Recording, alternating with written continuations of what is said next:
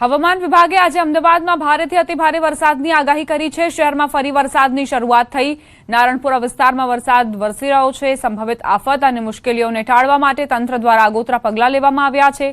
School કોલેજોમાં રજા જાહેર કરવા ઉપરાંત નાગરિકોને બિનજરૂરી બહાર ન નીકળવા અને નીચાણવાળા વિસ્તારોથી સાવચેત રહેવા અપીલ કરાઈ છે। હાલ અમે અમદાવાદ શહેરના નારણપુરા વિસ્તારમાં છીએ કે જ્યાં વરસાદ વરસી રહ્યો છે। મહત્વની બાબત એ છે કે જે રીતે હવામાન વિભાગ દ્વારા આગાહી કરવામાં આવી હતી કે તારીખ 31 જુલાઈ અને 1 ઓગસ્ટે અમદાવાદ સહિત દક્ષિણ ગુજરાત અને ગુજરાતના અલગ અલગ શહેરોની અંદર ભારેથી અતિભારે વરસાદ વરસી શકે છે અને તે પ્રમાણે અમદાવાદ શહેરમાં 31 જુલાઈએ પણ અનેક વિસ્તારોની અંદર ધોધમાર વરસાદ જોવા મળ્યો હતો। જ્યારે 1 ઓગસ્ટના દિવસે પણ આજે વહેલી સવારથી જ વરસાદી વાતાવરણ હતું અને ત્યારબાદ આપ જોઈ શકો છો હાલ અહીં ધોધમાર વરસાદ વરસી રહ્યો છે। જો કે જે પ્રમાણે છેલ્લા કેટલાક દિવસોથી વરસાદી માહોલ જામ્યો છે અને વરસાદ જોવા મળી રહ્યો છે તેને પગલે